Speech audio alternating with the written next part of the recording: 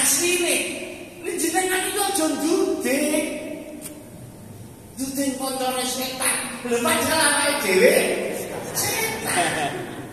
Bismillahirrahmanirrahim.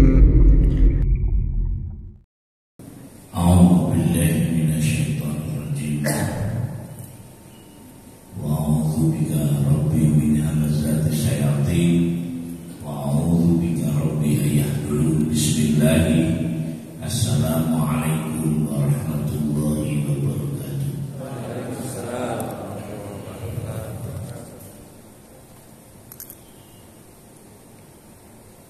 Alhamdulillahi kullu wa lahu asyukru kullu wa lahu al-ibadatu kullu. Allahumma salli ala sayyidina Muhammad wa ala alihi wa ashabihi wa azwajihi wa dzurriyyatihi ajma'in. Amma ba'du. Sebelumnya mari sama-sama kita memohon ampun untuk kesalahan kita sebagai manusia biasa. Tidak lupa kita memohonkan ampunan untuk kesalahan kedua orang tua kita, ibu kita, pendahulu-pendahulu kita, dan siapa saja yang telah dipertemukan dengan Allah dengan kita. Semoga Allah senantiasa memberikan ampunannya sebagaimana ampunan yang telah diberikan kepada para nabi. Pada hari ini wa ala kulli niyatin salihah. Hayalatil furqan al-Fatihah.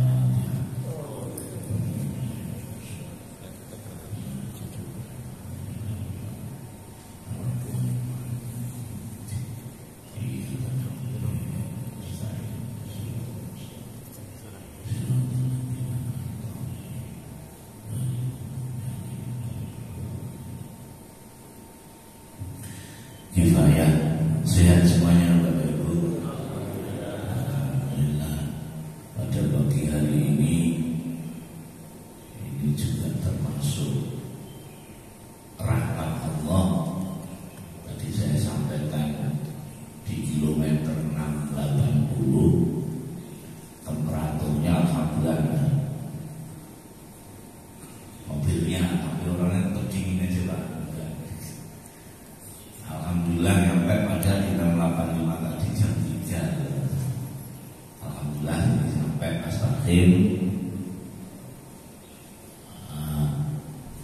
Akhirnya tadi ditanya satu judulnya apa, nggak tahu ini apa.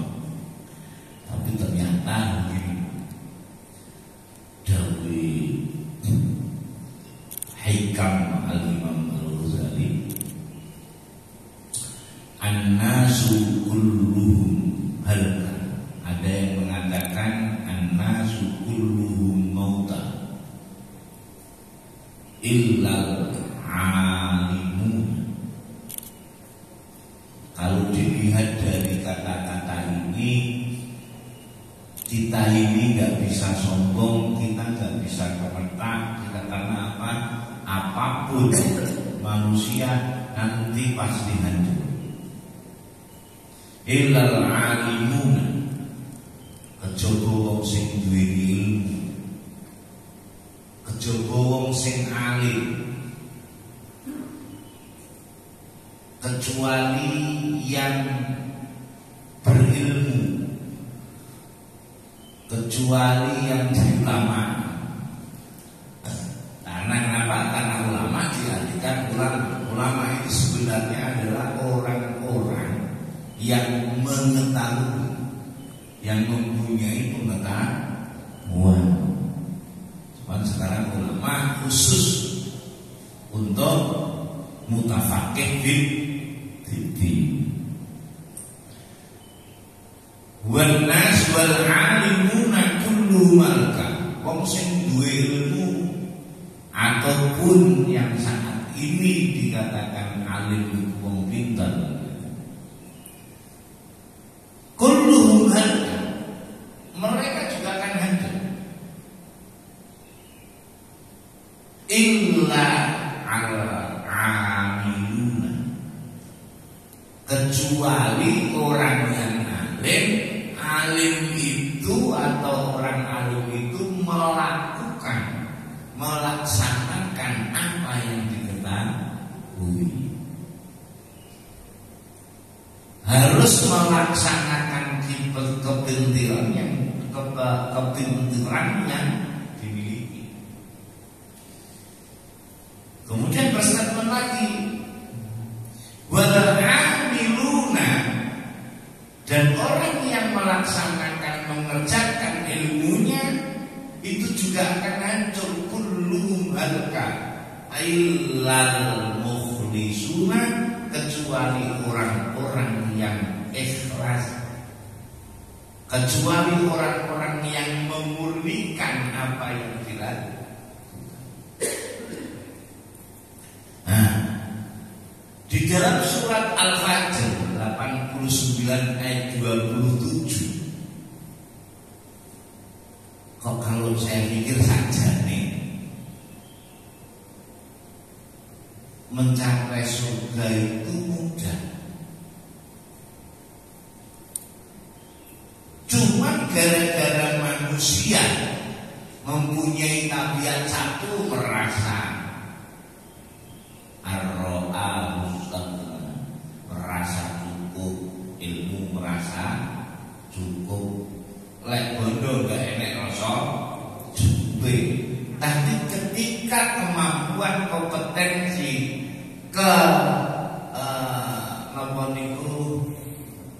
pengertian terhadap rohnya, pengetahuan terhadap rohnya itu merasa cukup. Nah, di sini yang perlu kita garis bawahi nanti, yang mana kok terus kemudian ada ungkapan sajane surga itu mudah, yang sulit itu menggapai kepada roh. Syaratnya surga ini sebenarnya cuma satu aja. Mengapa? Dari sini dulu. A'udzubillahi minasyaitonirrajim. Bismillahirrahmanirrahim. Ya ayyatuhan nafsul mutmainnah. Hai jiwa yang tenang. Lanjut. Irji'i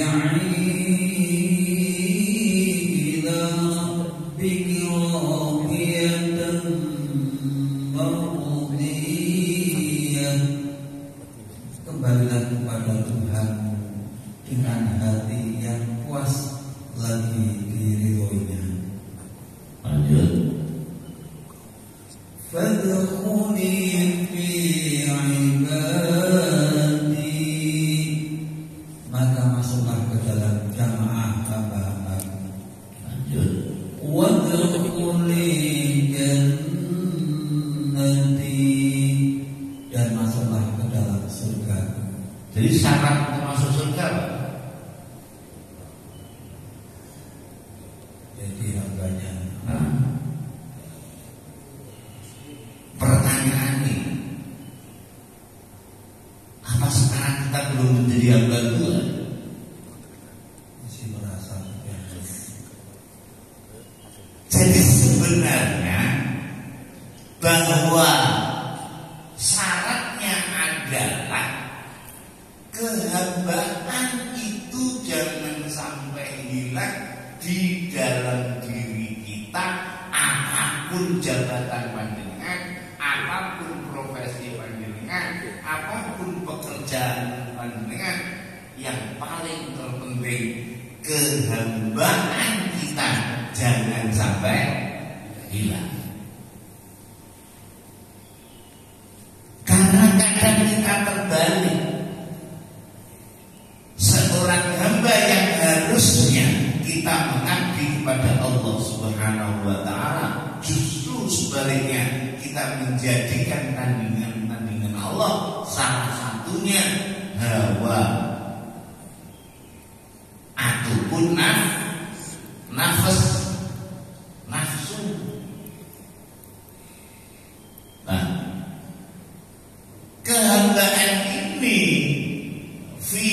ibadi, berarti harus kita uraikan sama persis dengan tujuan Allah Subhanahu wa Ta'ala, atau bisa dibahasakan dengan bahasa yang milenial itu visi misi Allah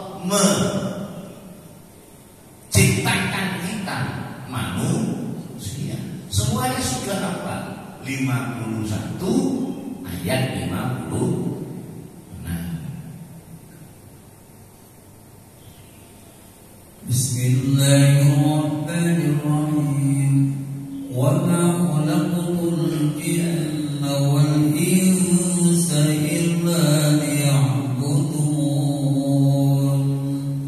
Dan aku tidak menciptakan jin dan manusia melainkan supaya mereka menyembahku. Nah, ini akhirnya ketika kemudian kita memaknai menyembah, ini kita sempitkan pengertiannya, sehingga ya'budun itu dibatasi dengan ruang dan waktu. Panjenengan kalau menyembah Tuhan itu di mana? Di masjid. Keluar masjid menyembah siapa? Karena ternyata secara original, secara pendekatan etimologi, bahwa ya'budu itu justru makna yang pertama adalah wahadahu. Wahadahu itu adalah mengesahkan. Wahadahu itu adalah menyatukan. Karena selama ini ya'budu itu hanya pengetahuan kita adalah hanyalah menyembah. Padahal tadi ya, fadkhuli fi ibadi, konjugasi katanya sebenarnya sama. Illa liya'budun.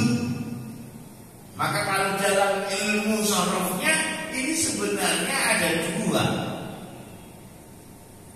Yang pertama abdul atau ibad jamaknya, terus kemudian asal katanya abadah, dan abadah itu artinya wahadah. Itu yang pertama.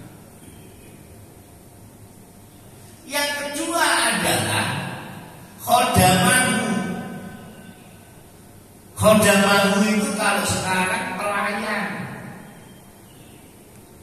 Maksudnya apa? Kita mengabdi kepada Allah Subhanahu wa Ta'ala. Ketika kita mengabdi kepada Allah, itu loh kita sedang menjadi hamba. Syaratnya untuk disuruh masuk surga itu udkhulu fi ibadi dulu. Kalau ibadi berarti ini manusia mengabdi kepada Allah Subhanahu wa Ta'ala. Maka kalau dilihat ayat ini, ada enggak, mohon maaf, ini ditentukan waktunya? Mengabdi dan dulu. Mengabdi tidak ditentukan waktunya, tidak dibatasi dengan ruang dan waktu. Yang pertama tadi wahadahu, kemudian ada khodamahu, kita melayani. Ibaratnya kita ini harus mewujudkan kehendak-kehendak Allah, keinginan-keinginan Allah yang selama ini kita wujudkan itu adalah karena perintah, larangan. Perintah, larangan itu mulai dari SD sampai nggak tahu Pak Profesor. Perintah, larangan. Tapi jangan-jangan kita tidak tahu keinginan Allah. Maka termasuk ibadah. Ini juga pengabdian di surat Al-Kahfi ayat 110. Al-Kahfi berapa?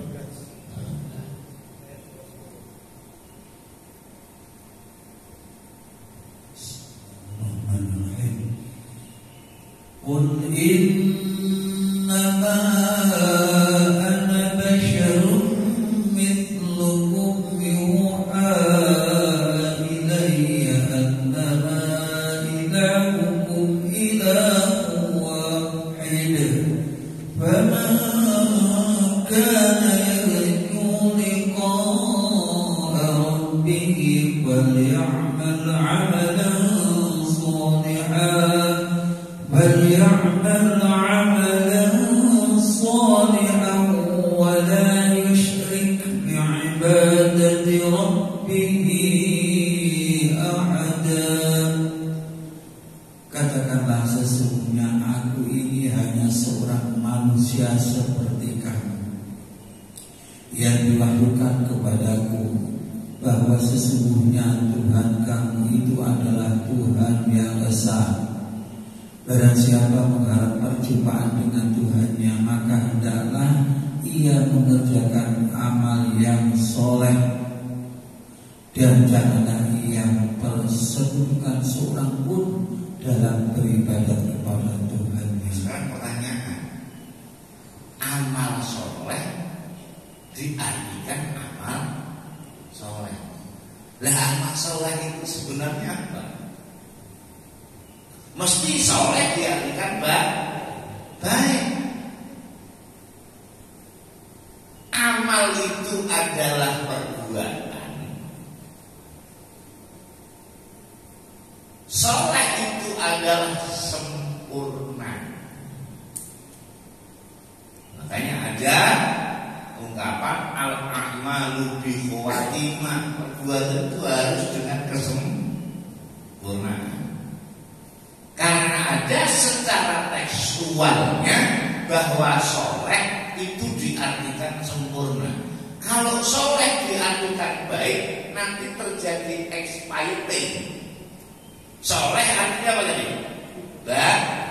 Baik ya, sepakat ya? Sepakat ya, sepakatlah.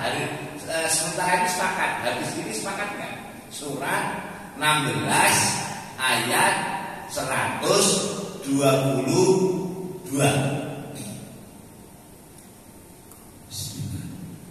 Wa atainahu fid dunya hasanah wa innahu fil akhirati laminas sholihin. Dan kami berikan kepadanya kebaikan di dunia, dan sesungguhnya dia di akhirat benar-benar termasuk orang-orang yang soleh. Padahal ini disematkan kepada Nabi Ibrahim. Soleh kita biasa memaknai dengan kata-kata apa? Baik, oke?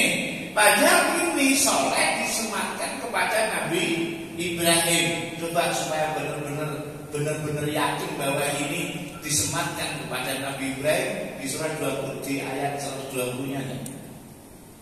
Ini sedang ngobrol tentang Nabi Ibrahim. Inna Ibrahim kana ummatan qanitan. Berarti tadi di dunia Nabi Ibrahim, di akhirat menjadi soleh. Soleh artinya baik. Jadi Nabi Ibrahim nanti di akhirat termasuk orang baik. Di dunia enggak baik, di akhirat. Di akhirat aja seorang nabi, di dunia seorang nabi, di akhirat menjadi orang soleh yang diartikan baik. Lah kita terus bukan siapa-siapa, nanti di akhirat termasuk yang mana nih? Betul kan? Maka soleh itu sebenarnya sempurna. Karena di surat 7 ayat itu ada fa'in ataina solihan, itu maknanya sempurna. Syaratnya dulu. والذي خلقكم من نفس واحدة وجعل منها زوجها ليسكن إليها فلما تغشاها حملت حملا خفيفا فمرت به فلما أثقلت دعوا الله ربهما لئن آتيتنا صالحا لنكونن من الشاكرين. Nanti kalau solihan dengan artikan baik, tidak patuh. Lanjut. Artinya Dialah yang menciptakan kamu dari diri yang satu, dan daripadanya dia menciptakan istrinya agar dia merasa senang kepadanya. Maka setelah dicampurinya, istrinya itu mengandung kandungan yang ringan, dan teruslah dia merasa ringan beberapa waktu. Kemudian tatkala dia merasa berat, keduanya suami istri bermohon kepada Allah Tuhannya, seraya berkata, sesungguhnya jika engkau memberikannya anak yang sempurna, tentulah kami termasuk orang-orang yang bersyukur. Lain ataina solihan, jika ya Allah engkau berikan kepada kami anak sempurna, anak yang soleh. Tapi selama ini soleh itu hanya baik, gak salah itu mendahului kita. Karena yang baik itu adalah yang sempurna, makanya baik. Makanya Nabi Ibrahim dengan solehan di akhirat. Syaratnya apa? Ya syaratnya sempurna itu kehambaan kita gak pernah hilang. Maka diulang lagi bahwa di surat 1810 tadi syaratnya di situ wa man kana yarju liqa rabbi falyamal amalan soleh. Maka kita harus benar-benar mampu untuk menguraikan amal yang soleh yang bagaimana dulu. Tapi karena yang pertama tadi adalah ya'budu fadhuli fi ibadi, di sini wala yusyrik bi ibadati rabbihi ahada. Jangan sampai kita ini mempersekutukan Allah di dalam, coba dimaknai dengan apa itu? Bi ibadati rabbihi wala tusyrik. Dan janganlah ia mempersekutukan seorang pun dalam beribadat kepada Tuhannya.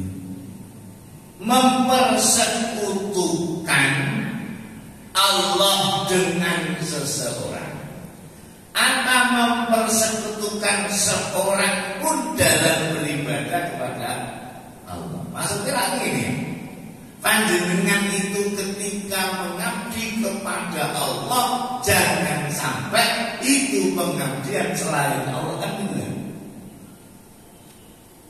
Karena memang perintah Allah itu maunya Allah, wa ma khalaqtul insa wal jinna wal insa illa liya'budun. Enggak ada kerjaan yang lain, enggak ada kewajiban yang lain selain selain mengabdi kepada Allah 24 jam.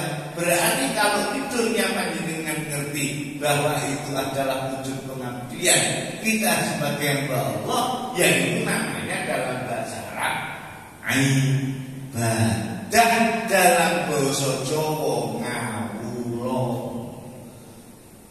Nah jangan-jangan kita ini nggak ngawula, ngawulanya kepada siapa? Makanya termasuk itu. Kalau ini murni, Pak, ini loh yang dimaksud murni. Maka Imam Ghazali bilang bahwa nanti yang beruntung itu orang yang mukhlis. Kenapa? Orang mukhlis itu nggak mungkin digoda setan. Orang mukhlis itu nggak mungkin disesatkan oleh setan. Sama orang mukhlis itu takut.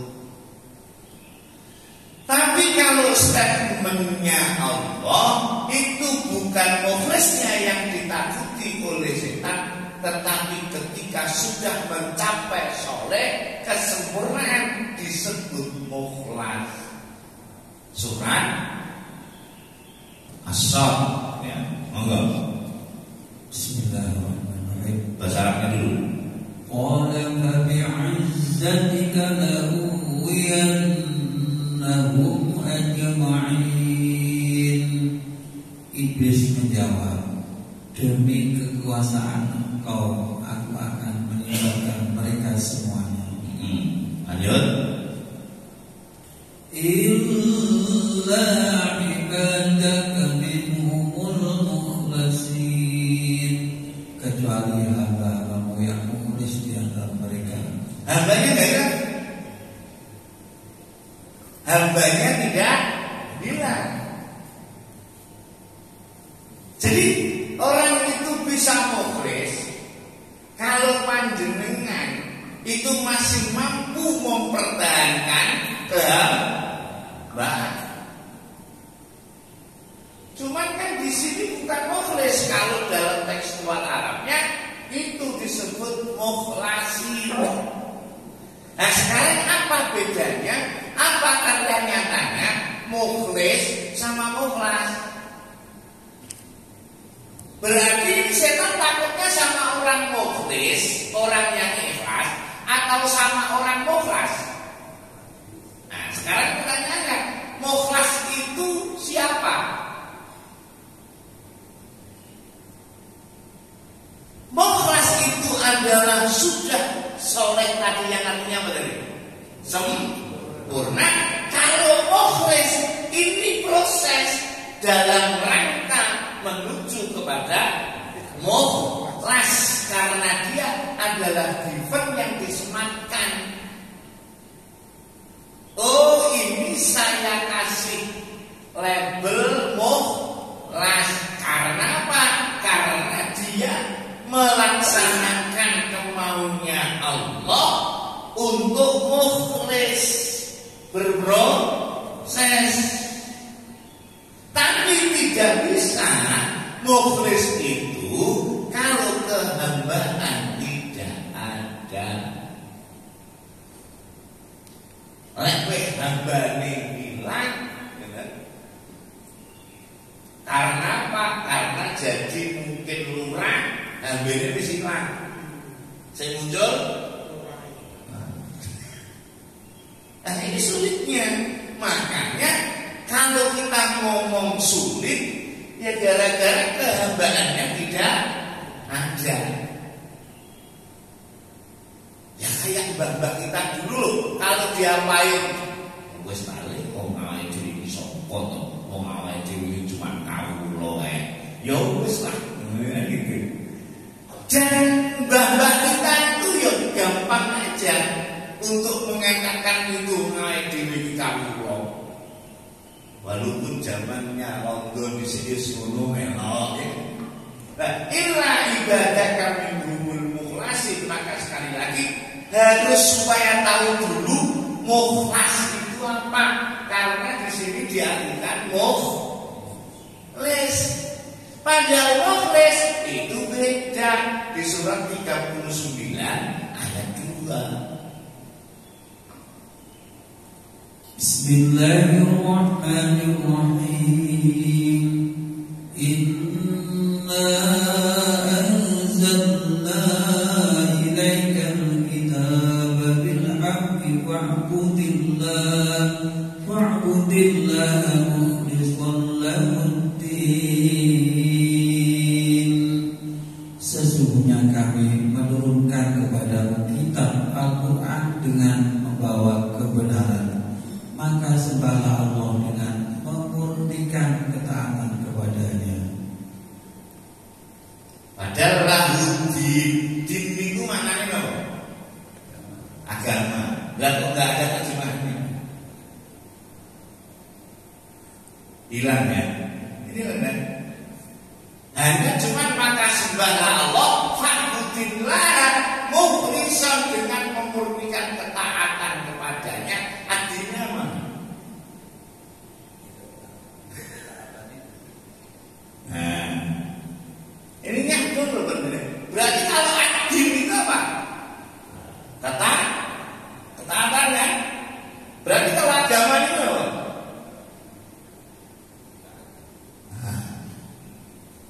Berarti kita ini beragama tapi kok nggak taat.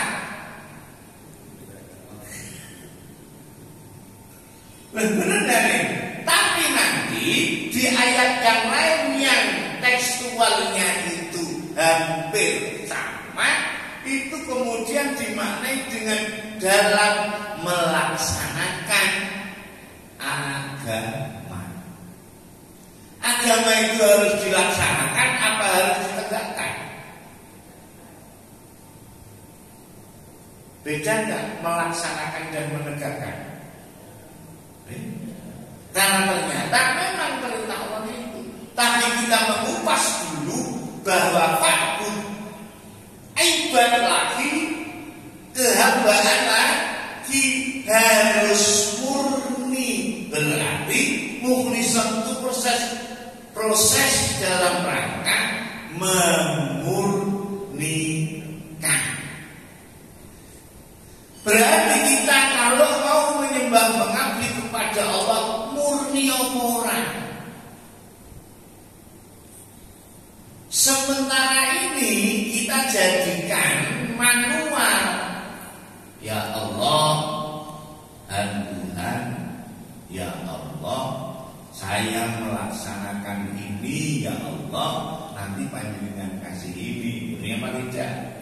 Ya Allah, ya Rabb, saya sudah melaksanakan perintahmu, ya Allah, maka janganlah engkau siksa, janganlah uji aku, ya Allah. Jadi kemurnian ketaatan yang murni yang mana? Bisa berarti seringkali ya kita ini kan memakan status sosial dalam diri kita, kan masuk kategori orang yang belum boleh dalam mengabdi. Ini loh yang kemudian kehambaannya bisa hilang dengan itu. Katakan orang seringkali nama sama ini saya jadi berarti masih ada menyematkan. Ya gara-gara mohon kehambaannya sudah tidak ada karena itu semuanya. Makanya kan gampang sebenarnya. Surga itu 3 baik. Kenapa? Yang penting sampai mati jangan sampai hilang rasa kehambaan. Ini mesti diakui kalau mesti Allah. Ini kamu rokok. Wong kehambaannya tidak pernah hilang. Kapan kehambaan nggak pernah hilang? Kalau sudah keluar dari ini, mukhlis. Makanya semua manusia tadi akan hancur. Itu maksudnya ini. Kalau kita ini nggak mukhlis, kita ini hancur. Maka kita nggak bisa kepenak sombong, yang pinter, yang siapapun nggak bisa. Kenapa enggak? Yang paling sulit itu adalah menjadi mukhlas. Karena mukhlas itu harus diawali dengan mukhlis. Oke. Kita ulang lagi, mukhlishallahuddin, agamanya itu tidak dimaknai, tapi di ayat yang lain ini dikasih makna. Surat 39 ayat 11. Bismillahirrahmanirrahim. Qul inni umirtu an a'budallaha mukhlishan lahuddin. Katakanlah sesungguhnya aku diperintahkan supaya menyembah Allah dengan memurnikan ketaatan kepadanya dalam menjalankan agama. Dalam agama dikasih makna dunia. Tadi di 39 ayat 2 agamanya ada. Nggak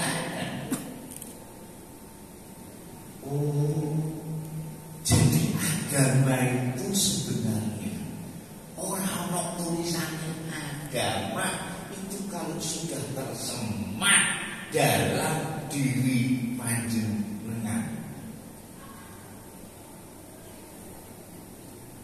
Saya ulang nih. Kan tadi satu, yang 39 ayat 2, lahudina itu tidak dimaknai agama. Sekarang mukhlisol lahudin sama enggak secara apa itu? Susunan katanya, tekstualnya sama enggak mukhlisol lahudin? Ini diartikan agama. Kenapa yang satu enggak diartikan agama? Panjenengan itu mohon maaf ketika ibu panjenengan sudah sepuh, terus kemudian panjenengan itu ganti gemati neng ibuke, agama bukan?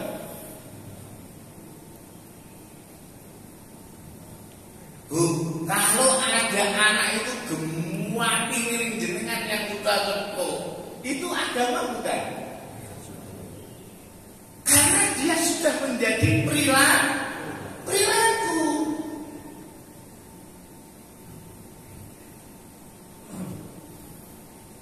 Tapi kan panjenengan tidak pernah. Ketika ada orang kecelakaan terus gak usah jauh-jauh lah. Jenengan itu misalnya ini ada orang yang meninggal gak enek sing gali kubur lebih. Loh apalagi di desa loh. Di desa itu mohon maaf jam 10 itu meninggal, diumumin RT 8, gerudukan jam 10, jam 11 langsung dimakamkan.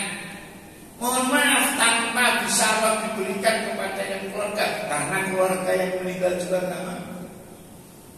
Hanya sekedar kopi makanan gitu. Loh, yang seperti itu agama bukan? Tapi panjenengan pernah nggak ngomong kalau agama Islam? Ketika orang duduk-duduk itu, hakul yakin kita memandang yang menggali kuburan itu. Mohon maaf, jangan kita memandang sebelah mata. Hati-hati loh, sahabat awal. Kita membimbingkan sebelah mata. Maka sekali lagi, mukhlisol lahudin sama mukhlisol lahudin tidak dimanai. Ada lagi di surat 39 ayat 14.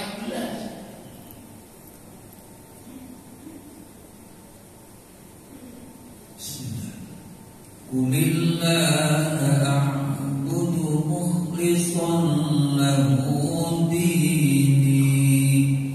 Katakanlah hanya Allah saja yang aku sembah dengan memurnikan ketaatan kepadanya dalam jalankan agamaku.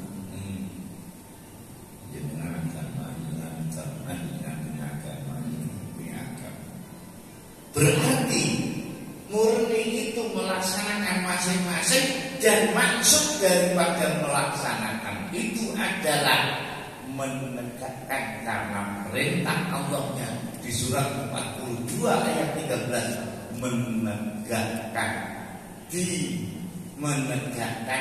agama itu adalah perilaku, supaya mukhlis tadi sudah tidak adanya sama, karena sudah menjadi satu perilaku. Bismillahirrahmanirrahim. Syara'a lakum minad dini ma wassa bihi Nuhan walladzi awhayna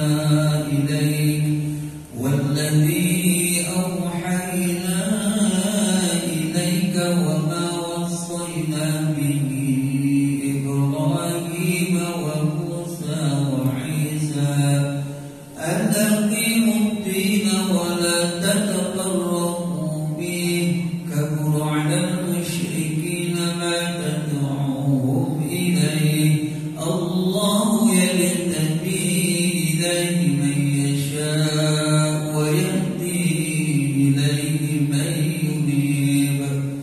Dan telah mensyariatkan bagi kamu tentang agama apa yang telah diwasiatkannya kepada Nuh dan apa yang telah kami wahyukan kepadamu dan apa yang telah kami wasiatkan kepada Ibrahim, Musa, dan Isa, yaitu tegakkanlah agama dan janganlah kamu berpecah belah tentangnya. Jadi di situ dikatakan aqimuddin. Jadi perintahnya Allah disuruh menegakkan agama. Maka tadi diterjemahkan melaksanakan. Ini harus kita tegakkan menjadi perilaku kita. Maka yang pertama 392 tidak dimaknai dengan dalam langkah melaksanakan agama, karena sudah menjadi perilaku. Nah, ini tidak bisa dan terus kemudian kita mampu untuk menjadi mukhlas kalau tidak mukhlis. Dan ternyata ya janji Allah itu kalau perkara surga ya yang paling terpenting mukhlas. Wa ma umiru illa liya'budullah, surat 98 ayat 4 coba. Terus 5-nya.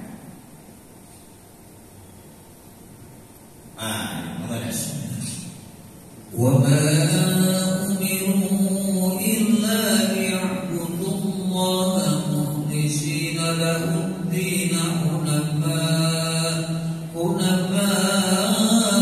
yuqimus sholata wa yu'tuz zakata wa dzalika dinul qayyimah.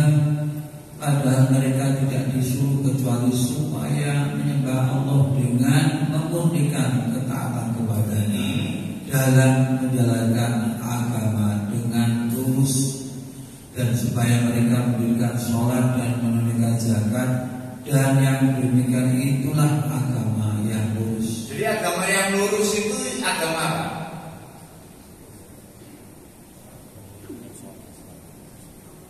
Pak Bu, agama yang lurus di ayat ini agama apa?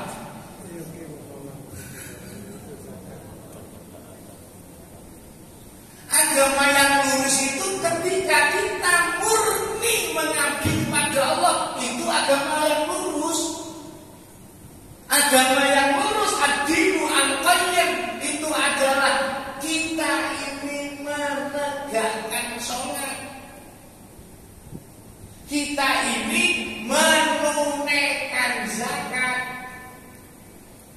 Itu yang dimaksud ad-dinul qayyim. Ini menjadi perilaku, ataupun ketika menjadi perilaku panjenengan dikasih sifat apa, sifat dulu baru menjadi perilaku.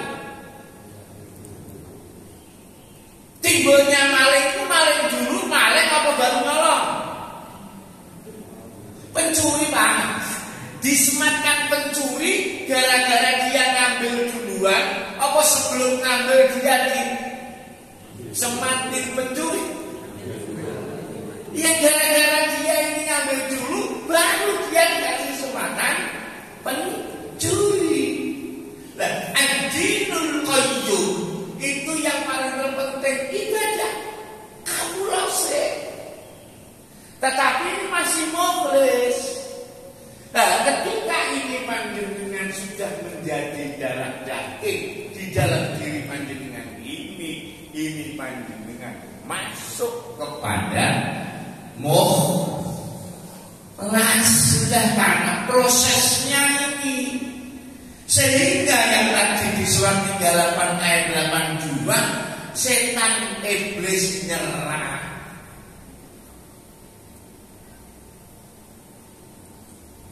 Iblis menggoda tanpa teritorial, tanpa batas siapapun, semuanya digoda. Sampai Nabi pun juga digoda oleh menggoda. Diulang lagi nih.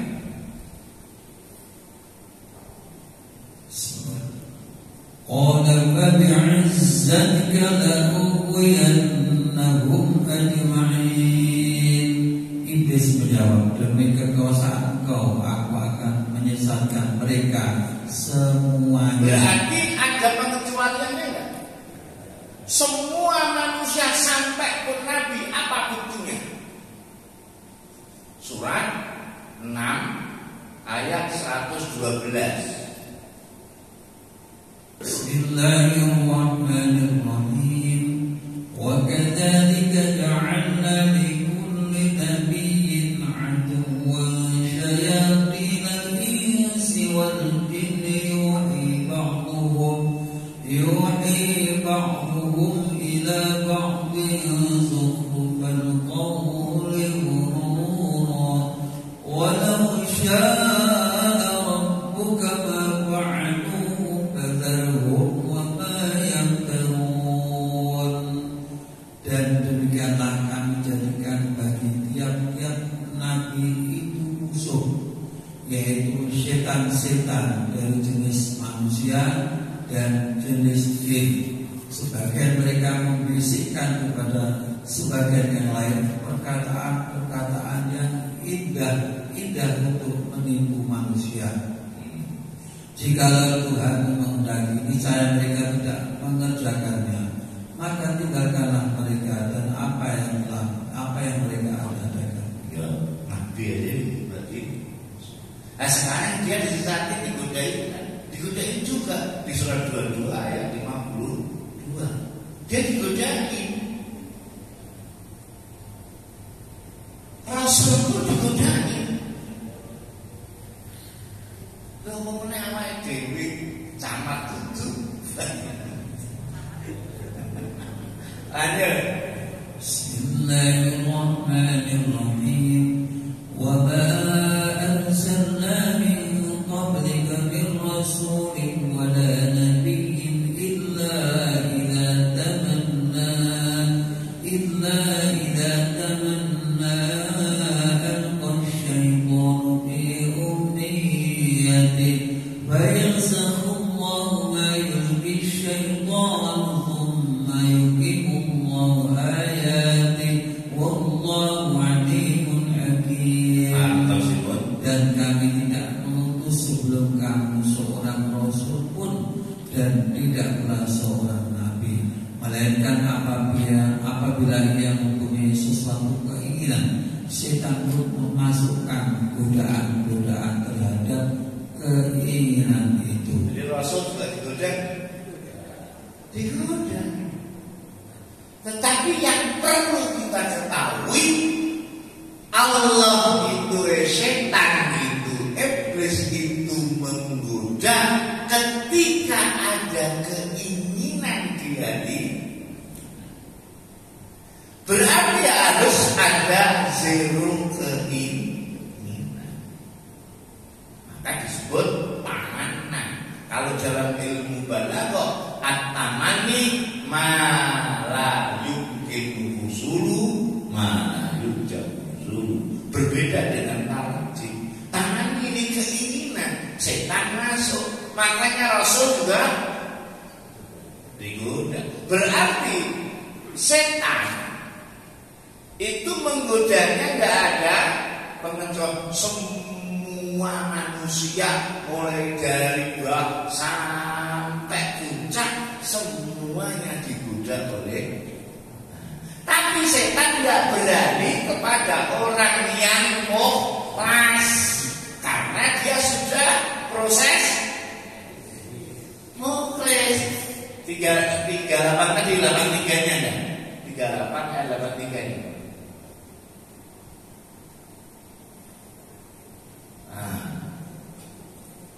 Illa ibadaka minhumul mukhlasin, kecuali hamba-hamba yang mukhlis di antara mereka. Padahal dasarnya mukhlas. Kalau mukhlas itu menjadi proses, masih proses ya. Akhirnya mukhlas, pertanyaannya, kalau di sini yang menyematkan mukhlas itu siapa?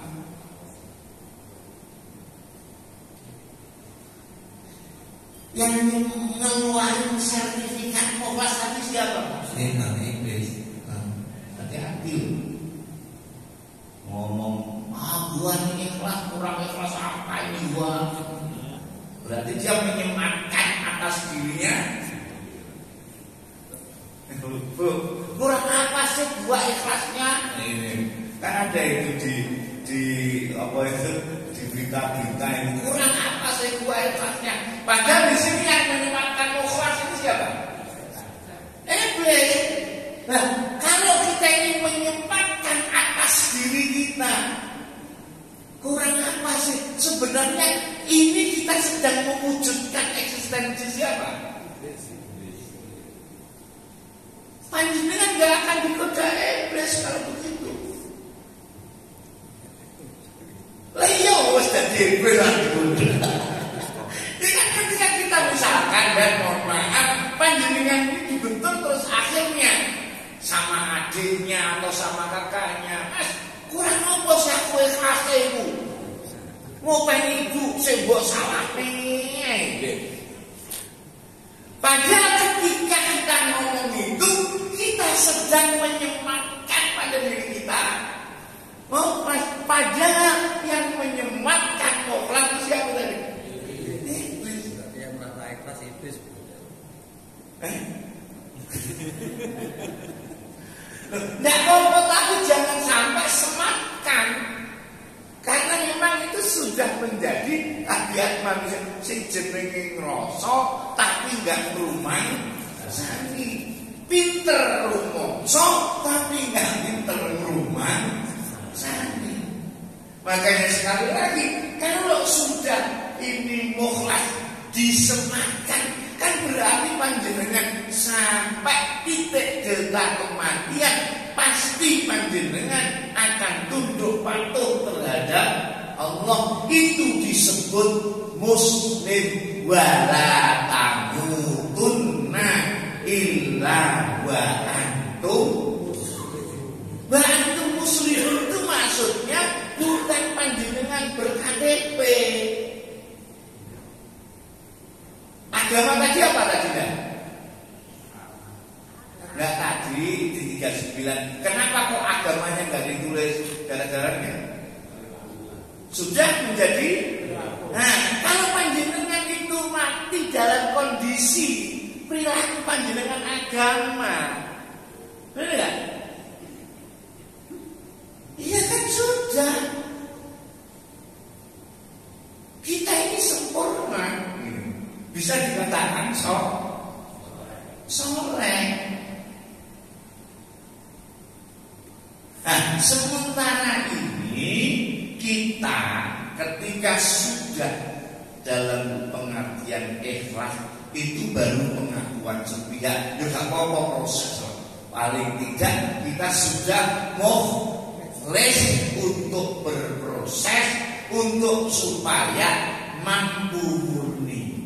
Maka setelah kita mukhlas, nanti ketika titik kematian kita memegang wasiat dari Nabi Ibrahim alaihissalam di surat 2 ayat 132. Bismillahirrahmanirrahim. Wa wasfa biha Ibrahim banihi wa Ya'qub ya baniya inna Allah astafa lakum ad-din fala tamutunna illa wa antum muslimun.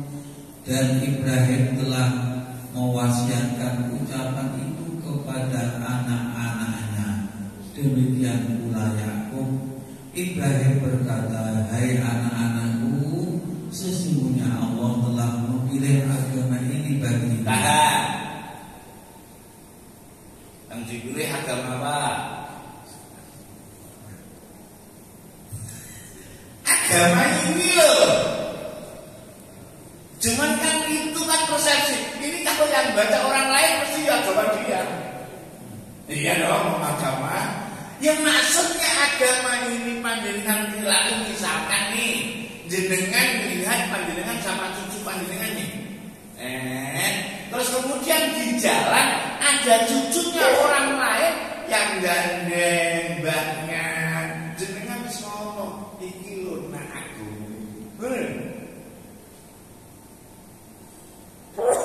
Dan selama ini kita ini hanya dikasih label. Ya ini proses perjalanan tidak masalah, tapi harus nanti lanjut setelah agama ini bagimu lanjut. Maka janganlah kamu mati kecuali dalam memeluk agama Islam. Kecuali dalam memeluk agama Islam. Ngejak buyan terus.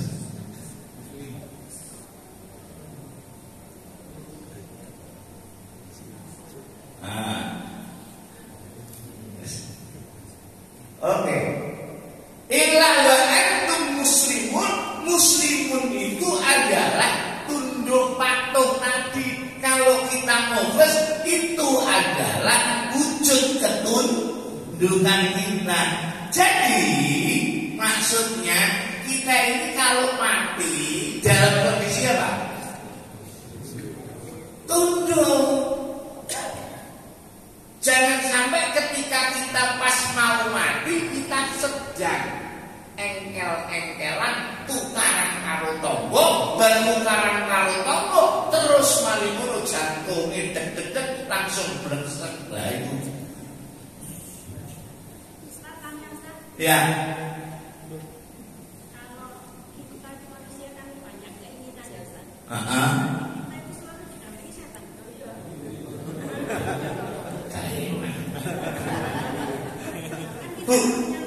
Selama panjenengan itu enggak didampingi setan pas turun tok, Bu.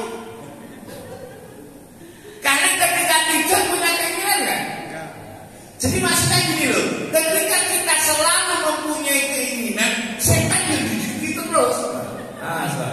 Iya. Panjenengan ketika bangun tidur mulai punya keinginan, ya setan harus nongkrong. Loh. Karena apa? Loh ini loh yang harus kita ketahui. Sebenarnya setan itu dibuat dari apa? Singkong. Setan ini Bu, bahan bakunya adalah mimari jiminar ini jin.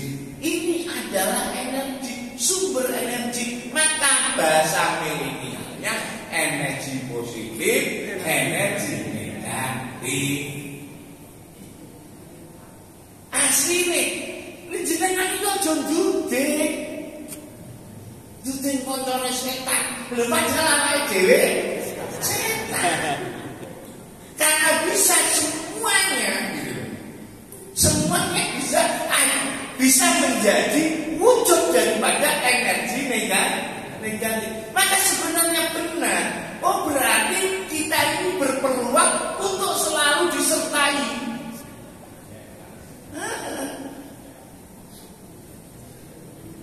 Tapi kok panjenengan bisa seperti itu tadi gimana? Waduh berarti kok cokula setan benar. Makanya yo Bu, tetap punya keinginan. Itulah yang disebut tadi yang tujuan adau, menyatukan, mengisahkan apa yang kita satukan. Yuk kisah satukan keinginan kita dengan keinginan atau kalau bahasa enaknya menyamakan keinginan kita sama keinginan Allah, sehingga keinginan kita sama keinginan Allah itu singkat. Oh berarti kita akan mewujudkan keinginan Allah di dalam diri kita, kemudian baru keluarga kita. Yang terakhir ternyata tidak hanya wasiat Ibrahim Allah ngomong, orang yang beriman. Orang beriman berarti belum tentu ketika mati Muslim. Surat 3 ayat 102.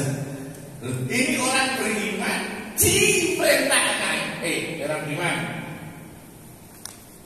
Jangan sampai tuh yo ente mati gak tunduk. Monggo.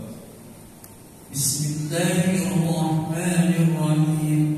Ya ayyuhalladzina amanu taqullaha haqqa tuqatih. Ittaqullaha haqqa tuqatih wa la tamutunna illa wa antum muslimun. Hai orang-orang yang beriman, bertakwalah kepada Allah sebenar-benar takwa kepadanya, dan janganlah sekali-kali kamu mati melainkan dalam keadaan beragama Islam. Dalam keadaan Muslim itu artinya berserah diri, artinya pasrah, artinya semeleh, artinya tunduk patuh. Maka panjenengan akan disematkan yang namanya kelas dari proses. Semoga kita benar-benar Muslim itu sudah menjadi wujud kita. Maka kita ini harus berdoa selalu, munajat kepada Allah untuk supaya kita menjadi Muslim. Pernah nggak panjenengan minta sama Allah, ya Allah jadikan aku orang Muslim? Wis merasa Muslim. Pernah enggak kita ini sering mendoakan anak cucu kita, ya Allah jadikanlah anak cucuku menjadi hamba-Mu yang Muslim? Enggak pernah. Karena apa? KTP-nya juga sama. Makanya terakhir Nabi Ibrahim mendoakan anak cucunya jadi Muslim. Cuma diterjemahkan Muslimnya, karena sementara ini Muslim sudah jadi bahasa Indonesia. Surat 2 terakhir, surat 2 ayat 128. Jadi kalau bisa setiap waktu doain cucu panjenengan, anak panjenengan, keturunan panjenengan, doakan, munajatkan kepada Allah sebagaimana Nabi Ibrahim munajat kepada Allah untuk anak cucunya. Monggo. Bismillahirrahmanirrahim.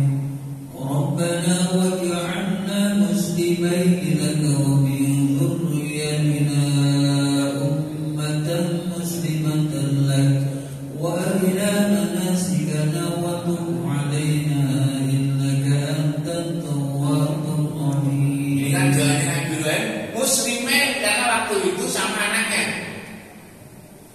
Nah, Muslim artinya apa kan? Ya Tuhan kami, jadikanlah kami berdua orang yang tunduk patuh kepada. Nah, berarti Muslim itu apa?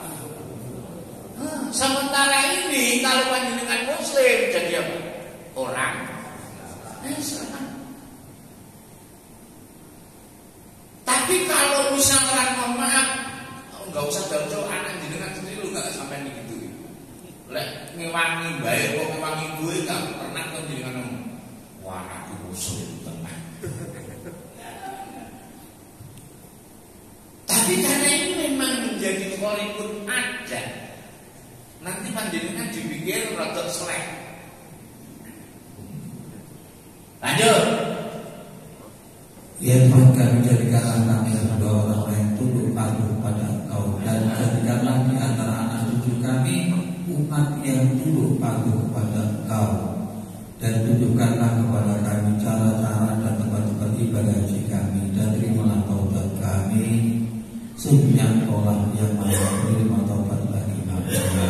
Jadi Muslim itu artinya apa?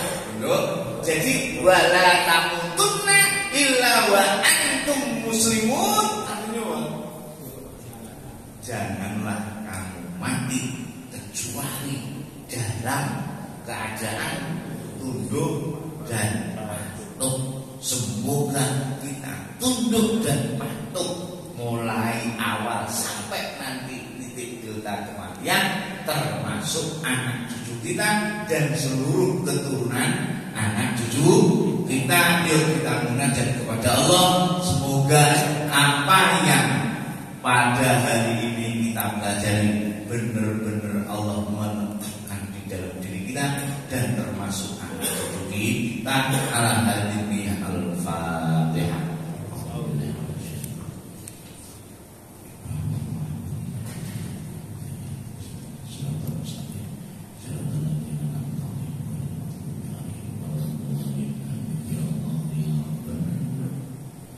Istaudarnaka bima alamtana wa tubu ilaina inda hajatina ya rabbal alamin. Sambit ya Allah, sambit ma'ana ya Allah ala qalbi liqamati dinika innaka ala kulli syai'in qadir. Rabbana ja'alna